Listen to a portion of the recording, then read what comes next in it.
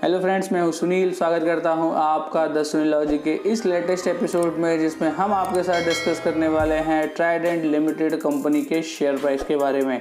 Trident limited company का business क्या है, ट्राइडेंट लिमिटेड कंपनी की balance sheet, profit and loss account और उनके शेयर होल्डिंग पैटर्न्स की बात करेंगे आज के इस वीडियो में। तो वीडियो को पूरा देखिएगा, लास्ट तक देखिएगा, जरा भी वीडियो को स्किप मत कीजिएगा। दोस्तों, ट्राइडेंट लिमिटेड कंपनी का जो शेयर प्राइस था वो कोविड के बाद 10 रुपये के आसपास था और अचानक इन 2 सालों के अंदर ट्राइडेंट लिमिटेड कंपनी का जो शेयर प्राइस था वो 79 रुपीज़ तक ऑल टाइम हाई बना चुका था। Current market price Trident limited company का 43 रुपीज़ का है। तो चलिए वीडियो को देखते हैं। दोस्तों, शॉर्ट में अगर कंपनी के बिजनेस के बारे में अगर बात करें तो ट्राइडेंट लिमिटेड का जो बिजनेस है, यानी कि ट्राइडेंट ग्रुप का जो एक्चुअल बिजनेस है वो यान का है, यानी कि धागे बनाने का। बाथ लिनेन, बेड लिनेन, यानी कि उनके पास चादर है बेड्स के और टॉवेल्स है बाथ्स के लिए। हॉस्पिटलिटी का उनका बिजनेस है। व्हीट स्ट्रॉ बेस्ड पेपर, यानी कि गेहूं के जो भूसे से पेपर बनता है उसके ऊपर भी वो काम कर रहे हैं, यानी कि वो बनाते हैं। केमिकल्स का उनका बिजनेस है। कैप्टिव पावर का उनका बिजनेस है। और इस कंपनी के करेंटली 2 स्टेट में प्लांट्स भी हैं, यानी कि पंजाब और एमपी में उनके 2 प्लांट्स, मैन्युफैक्चरिंग प्लांट्स भी हैं। दोस्तों, इनके बिजनेस के कुछ की पॉइंट्स की अगर बात करें तो इनके जो प्रोडक्ट्स है वो कितना रिवेन्यू कंट्रीब्यूट करते हैं इनके बिजनेस में, तो आपको बता दें कि यानी कि धागों के बिजनेस से ये 26% रेवेन्यू जनरेट कर पाते हैं अपने बिजनेस में। 100% कॉटन्स के यान बनाते हैं ये।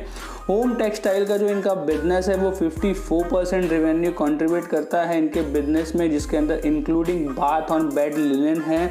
कुछ कंफर्ट प्रोडक्ट्स है like solid print sheets and decorative pillow etcetera जैसे। पेपर का जो इनका बिजनेस है वो 20% रेवेन्यू जनरेट करता है इनके लिए। इनके पास केमिकल्स में के लिए एक नॉर्थ इंडिया में largest commercial battery grade sulphuric acid manufacture plant भी है, जो उनके लिए एक कुछ परसेंटेज का रेवेन्यू जनरेट करके दे रहा है।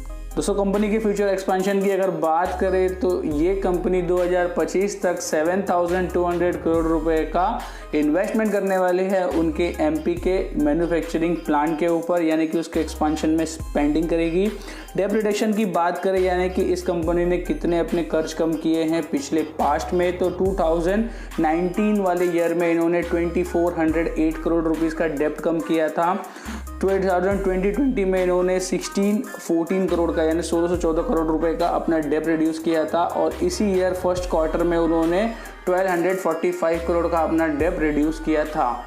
कुछ बेसिक पॉइंट्स की अगर बात करें तो इस कंपनी का मार्केट कैप 21,913 करोड़ का है। करंट मार्केट प्राइस इस कंपनी का जो शेयर प्राइस है 43 रुपीज़ के आसपास ट्रेड कर रहा है। पिछले 1 साल में ऑल टाइम हाई की बात करें तो 70.9 रुपीज़ के इसने हाई बनाए हैं और 16 रुपीज़ का इसने लो बनाया है। स्टॉक का पी 26.3 है, बुक वैल्यू 7.54 है, डिविडेंड यील्ड 0.84 है, ROC 23.3 का दिखा रहा है, ROC इसका 23.2 का है और फेस वैल्यू 1 रुपीज़ की दिखाई जा रही है। दोस्तों, इस कंपनी का अगर पिछले 1 साल का चार्ट देखें तो पिछले साल जुलाई में इस कंपनी का जो मार्केट शेयर प्राइस था वो 18 रुपीज़ के आसपास था। वहाँ से उसने जनवरी 2022 में 70 रुपीज़ टच किए और करंट मार्केट प्राइस इसका 43 रुपीज़ के आसपास ट्रेड होता हुआ दिखाई दे रहा है, यानी कि पिछले 1 साल में इसने 3 टाइम्स रिटर्न दे चुके हैं उनके इन्वेस्टर्स को। पिछले 10 साल का अगर चार्ट देखें इस कंपनी का तो पिछले 10 साल यानी कि जैन 2013 से लेके कोविड तक इस कंपनी का जो शेयर प्राइस था वो 1 रुपये से लेके 10 रुपये के बीच में ही ट्रेड कर रहा था, यानी कि पिछले 8 सालों में कंपनी ने भी अच्छा परफॉर्म किया था। मल्टीबैगर रिटर्न प्रोवाइड किए थे उनके इन्वेस्टर्स को और कोविड के बाद से इस कंपनी ने 2 सालों के अंदर 5 to 6 टाइम्स रिटर्न प्रोवाइड किया है उनके इन्वेस्टर्स को। कुछ प्रॉज एंड कॉन्स की अगर बात करें तो प्रॉज में इस कंपनी का जो आगे आने वाला क्वार्टर है वो काफ़ी अच्छा परफॉर्म कर सकता है, ऐसा कंपनी कह रही है। कंपनी ने पिछले 5 सालों में 19.86% के CAGR से रिटर्न दिया है। कंपनी का जो हेल्दी डिविडेंड पे आउट है वो 45.01% का रहा है। कॉन्स की अगर बात करें तो स्टॉक का जो बुक वैल्यू है वो 5.70 है, जो कि बहुत ही हायर साइड लगता है एज ए इन्वेस्टमेंट। कंपनी ने पिछले 5 साल में सेल्स की अगर ग्रोथ की बात करें तो 8.63% से सेल्स रिटर्न दिया है, जो कि काफ़ी कम परसेंटेज है किसी भी ग्रोइंग कंपनी के लिए। और कंपनी का जो कैपिटलाइजिंग है इंटरेस्ट कॉस्ट का, वो बहुत होता जा रहा है, यानी कि कंपनी अपने कैपिटल को स्पेंड कर रही है मार्केट से उठाए हुए पैसे के कर्ज के ऊपर इंटरेस्ट देने में। दोस्तों, इस कंपनी के प्रॉफिट एंड लॉस अकाउंट की बात करें अगर क्वार्टर एंड क्वार्टर बेसिस पे, तो कंपनी ने काफ़ी अच्छा परफॉर्म किया है पिछले साल में क्वार्टर एंड क्वार्टर बेसिस पे। लेकिन मार्च 22 का जो क्वार्टर था वो दिसंबर 21 के क्वार्टर के मुकाबले थोड़ा सा स्लो डाउन था as per the business. Sales भी कम हुई, एक्सपेंसेस ऑलमोस्ट सेम थे पिछले वाले क्वार्टर से। ऑपरेटिंग जो मार्जिन था वो भी परसेंटेज में काफ़ी कम हुआ है, 3% ऑपरेटिंग मार्जिन कम हुए हैं पिछले वाले क्वार्टर्स के मुकाबले। नेट इंटरेस्ट उनका कम आया है, अदर्स इनकम उनके नेगेटिव से पॉजिटिव साइड्स हैं। प्रॉफिट बिफोर टैक्स 244 करोड़ का था, जो कि पिछले वाले क्वार्टर यानी दिसंबर 21 में 284 करोड़ के थे। टैक्सेस का जो परसेंटेज था वो ऑलमोस्ट सेम था 21 दिसंबर क्वार्टर और मार्च 22 के क्वार्टर में। नेट प्रॉफिट उनका थोड़ा सा कम हुआ है, 21 दिसंबर के क्वार्टर में 1100 करोड़ का उनका नेट प्रॉफिट था और मार्च 22 के क्वार्टर में उनका नेट प्रॉफिट 181 करोड़ हो गया था। ईपीएस इन रुपीस कहा जाए तो 0.41 जो ईपीएस था दिसंबर 21 के क्वार्टर में, और मार्च 22 में उनका ईपीएस इन रुपीस 0.36 हो गया था। दोस्तों, कंपनी के profit and loss account year on year basis पे बात करें तो पिछले एक साल कंपनी का सेल्स के लिए बहुत ही बेहतरीन था। कंपनी ने सेल्स 50% की राइज की मार्च 2021 से मार्च 2022 में। एक्सपेंसेस भी कंपनी ने बहुत किए उनके बिजनेस को एक्सपांड करने के लिए। ऑपरेटिंग प्रॉफिट मार्जिन का जो परसेंटेज था वो 18% से 22% हो गया, which is very good sign for any business. Interest भी कंपनी का बढ़ गया, 72 करोड़ से 86 करोड़ का हो गया। प्रॉफिट बिफोर टैक्स में कंपनी 3 टाइम्स प्रॉफिट डिलीवर करने लगी। नेट प्रॉफिट कंपनी का बात करें तो मार्च 2021 के मुकाबले 22 में 2.5 टाइम्स हो गया। बस खाली पिछले साल कंपनी ने जो 60% का डिविडेंड पे आउट दिया था वो इस साल 22% कर दिया, विच is very good for business, क्योंकि उनके डिविडेंड भी री इन्वेस्ट हो रहे हैं उनके बिजनेस में ही, बिजनेस को एक्सपांड करने के लिए। दोस्तों, इस कंपनी की बैलेंस शीट की अगर बात करें तो पिछले एक साल की जो बैलेंस शीट रही है, शेयर कैपिटल 510 करोड़ का रहा।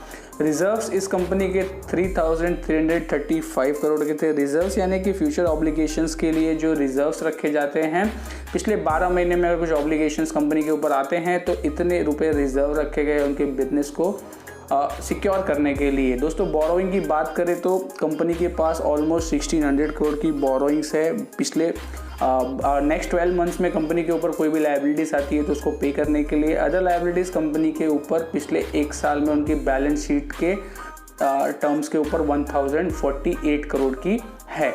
एसेट्स की अगर बात करें तो 3714 करोड़ का उनका टोटल एसेट है। कैपिटल वर्क इन प्रोग्रेस उनका 82 करोड़ का है, यानी कि इस साल उन्होंने 82 करोड़ रुपीस इन्वेस्ट कर दिए हैं उनके बिजनेसेस के लिए। अदर्स एसेट इस कंपनी के पास 2691 करोड़ के हैं।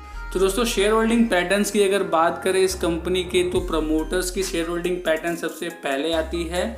प्रमोटर्स की होल्डिंग पिछले एक साल में प्रमोटर्स ने डिक्रीज की है 0.08% से। FIS की जो होल्डिंग्स थी इस कंपनी में वो इंक्रीज हुई है। DIS की होल्डिंग्स ऑलमोस्ट फ्लैट रही है पिछले एक साल में। गवर्नमेंट की जो होल्डिंग्स थी वो गवर्नमेंट ने पूरी की पूरी सेल कर दी है पिछले एक साल में। पब्लिक की जो होल्डिंग्स थी वो भी थोड़ी सी परसेंटेज वाइज डिक्रीज हुई है बीते हुए एक साल में, और अदर इंस्टीट्यूशनल सेक्टर्स की जो होल्डिंग्स थी वो भी थोड़ी सी डिक्रीज हुई है बीते हुए एक साल में। तो दोस्तों, बात करें ये तो शेयर होल्डिंग पैटर्न्स की हो गई। अब बात करते हैं इसमें अगर आपको करेंटली इन्वेस्ट करना चाहिए या नहीं करना चाहिए। तो करंट मार्केट प्राइस जो इस कंपनी का आ रहा है वो 43 रुपीज़ आ रहा है, विच इज़ थोड़ा सा एक्सपेंसिव लग रहा है हमको करंट मार्केट सिनेरियो के हिसाब से, क्योंकि मार्केट काफ़ी ज़्यादा वॉलेटाइल है और आगे आने वाले समय में और भी ज़्यादा वॉलेटाइल हो सकता है। तो मिड कैप सेक्टर्स में अगर आपको करेक्शन देखने को मिलती है तो इस कंपनी में भी आपको करेक्शन देखने को ज़रूर मिलेगी, उस वक्त आप इसमें इन्वेस्ट कर सकते हैं। तो दोस्तों, अभी थोड़ा वेट करेंगे आप इस कंपनी में इन्वेस्टमेंट में, फ्रेश इन्वेस्टमेंट को लेके तो बेहतर हो सकता है। बाकी आगे आपकी मर्जी इन्वेस्टमेंट करना है या नहीं करना है।